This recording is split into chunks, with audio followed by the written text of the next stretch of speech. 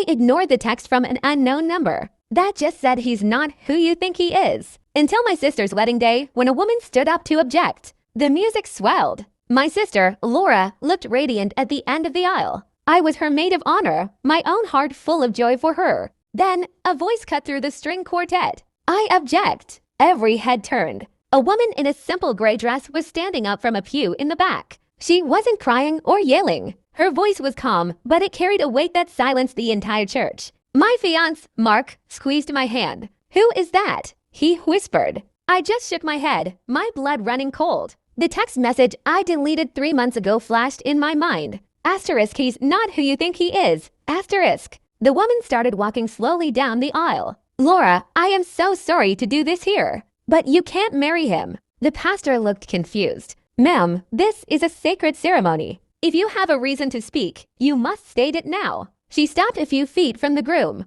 my soon-to-be brother-in-law. David, who was perfect, who adored my sister, who helped my dad with yard work and remembered my mom's birthday. My name is Rachel, the woman said, her eyes fixed on David. And David, you can't marry her because you're already married to me. A collective gasp rippled through the church. Laura's face went pale. David looked like he'd seen a ghost. This is ridiculous, he sputtered, forcing a laugh. I've never seen this woman before in my life. Really? Rachel said, reaching into her purse. She pulled out her phone and showed it to the pastor. On the screen was a wedding photo. Rachel, in a white dress, smiling next to a man in a tuxedo. The man was David. My mind reeled. I looked at Mark, at my parents, at my sister, whose perfect day was shattering into a million pieces. I thought of the text. I had dismissed it as a wrong number or a cruel prank. But now, a seed of doubt, dark and poisonous, began to sprout in my own mind. Mark and I had been together for 2 years. He was a consultant, which explained his frequent travel. He was charming, successful, and everything I'd ever wanted.